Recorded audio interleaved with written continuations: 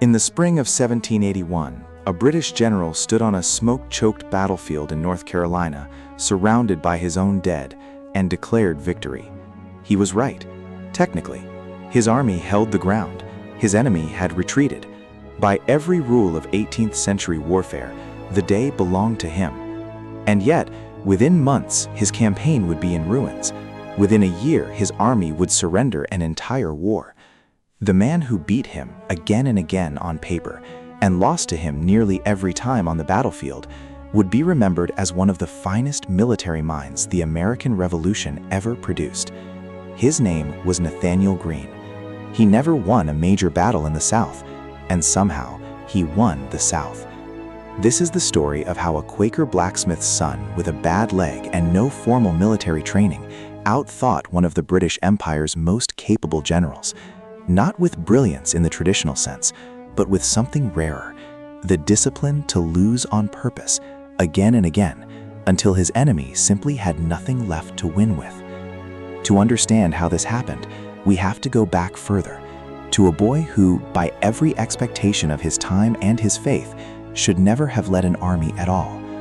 Nathanael Greene was born in 1742 in Rhode Island into a family of devout Quakers. The Society of Friends did not believe in war. They believed in plainness, in humility, in turning away from violence entirely.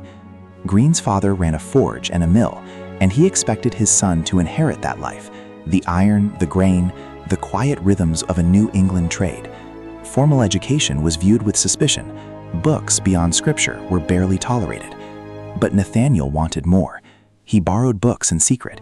He taught himself mathematics, law, and quietly, almost guiltily, military history. He walked with a noticeable limp, the result of a stiff knee since childhood, and asthma that would trouble him for the rest of his life. Nothing about him looked like a soldier, and for a long time, nothing about his community would have allowed him to become one. Then the world around him began to change. By the early 1770s, the tension between the American colonies and the British Crown had stopped being an argument and started becoming something else. Greene, watching it unfold, made a decision that would cost him his place in his own church. He joined a local militia. The Quakers expelled him for it, quietly, without ceremony, the way a community closes a door on someone it still loves but can no longer claim. He didn't look back.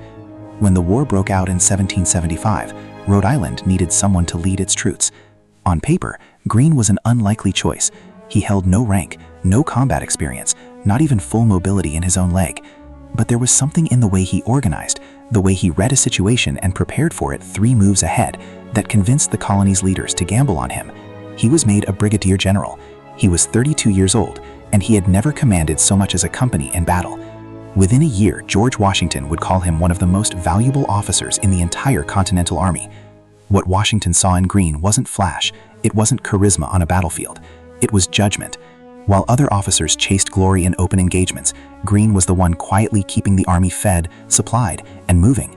Serving for years as quartermaster general, the unglamorous job of making sure an army that was perpetually broke and perpetually starving somehow kept existing. It is a role history rarely celebrates. Armies don't win because of brilliant charges alone.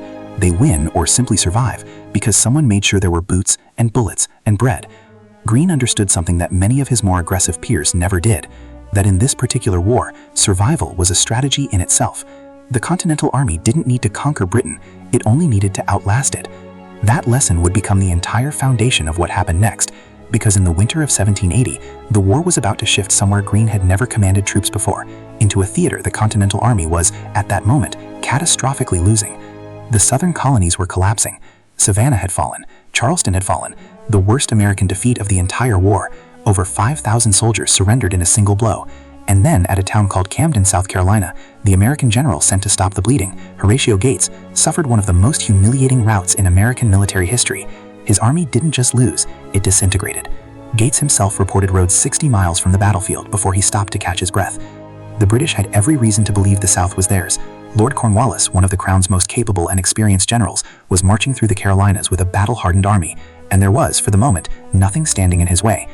Washington needed someone to take command of what remained of the Southern Army, and he didn't send his most aggressive general, or his most decorated one. He sent Greene. When Greene arrived in North Carolina in December 1780, he inherited an army that existed mostly on paper. barely 2,000 men, many without shoes, without proper weapons, without food. He described the force in his own letters as more of a shadow than an army.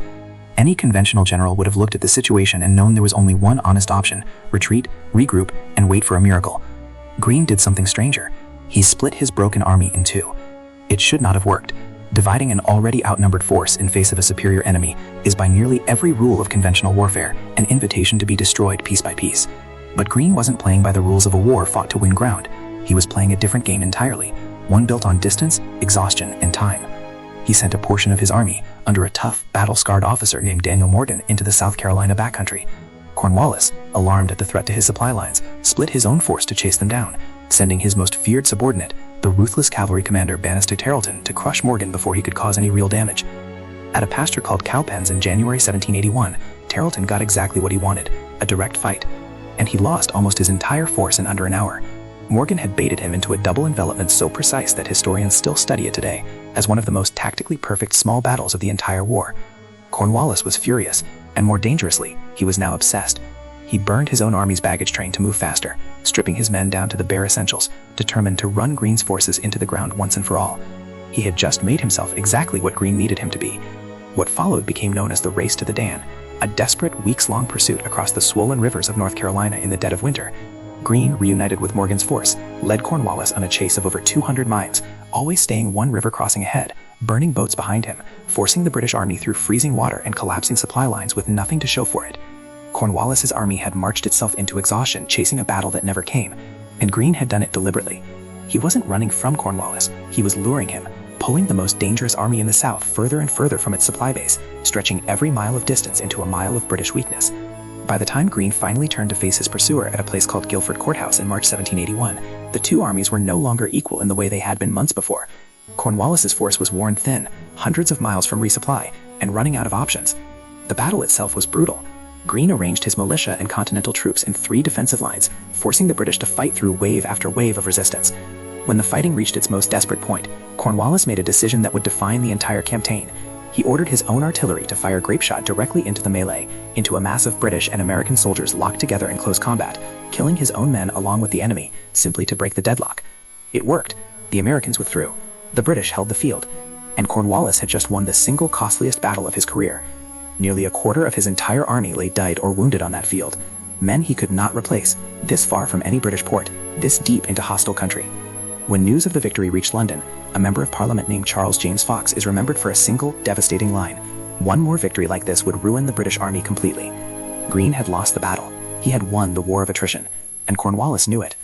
Unable to sustain his losses, and unwilling to chase Greene any further into the Carolina wilderness, Cornwallis made the decision that would ultimately cost Britain the war.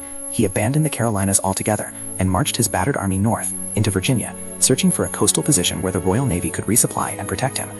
He chose a small tobacco port on a peninsula, a town called Yorktown. We know now, looking backward, exactly what waited for him there, but it is worth sitting for a moment in what Cornwallis did not yet know as he marched north: that the exhausting, humiliating, frustrating campaign against Nathanael Greene, a campaign he had technically won battle after battle, had left his army too weak, too far from home, and too cornered to survive what came next. Meanwhile, Greene did something that separates him from almost every other commander of his era. Instead of pursuing Cornwallis north to chase the glory of the war's final chapter, he turned his exhausted, battered army back into South Carolina and Georgia, into the unfinished, unglamorous work of retaking the territory the British still held. There would be no headlines to this, no decisive, war-ending clash, just months of grinding, difficult fighting at places like Hobkirk's Hill and Eatow Springs, battles Greene characteristically did not win outright, but that steadily strangled British control of the South regardless. By the time Cornwallis surrendered at Yorktown in October 1781, the British hold on the southern colonies had already been quietly, methodically dismantled by a general who had never delivered them a single clear-cut battlefield victory. Greene himself seemed to understand exactly what he had accomplished, and exactly what it had cost him. In a letter written during the campaign, he described his approach to the war in words that would come to define his entire legacy: "We fight, get beat, rise, and fight again." It is not the language of a man chasing glory. It is the language of a man who understood that in a war of endurance, the side that refuses to disappear eventually wins by default. The story, though, does not end triumphantly. Greene emerged from the war celebrated. Congress awarded him land, cities across the newly forming nation would eventually bear his name, but he also emerged from it financially ruined. During the darkest days of the Southern campaign, when the government could not pay or supply his army, Greene had personally guaranteed loans and contracts to keep his soldiers fed and clothed. When those debts came due after the war, they nearly destroyed him. He settled on a plantation in Georgia, trying to rebuild a life out of the wreckage the war had left behind.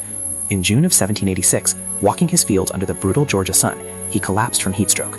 He died days later. He was 43 years old. The man who had outlasted one of the British Empire's finest generals across 200 miles of freezing rivers did not survive a single afternoon of Georgia summer heat. There is a particular kind of irony in how history remembers its winners. We tend to celebrate the generals who deliver the crushing, decisive blow, the single battle that ends the story cleanly. Nathanael Greene never gave us that moment. He never won the battle that historians point to and say, this is where it was decided. And maybe that's exactly why his story matters. Greene's genius wasn't in the clash of two armies on an open field. It was an understanding, long before it was fashionable to say so, that not every war is won by the side that wins the most battles. Sometimes it is won by the side willing to lose, and lose again, and still show up the next morning, stretching an enemy's strength thinner with every mile, every river, every costly, hollow victory, until the enemy chasing you simply cannot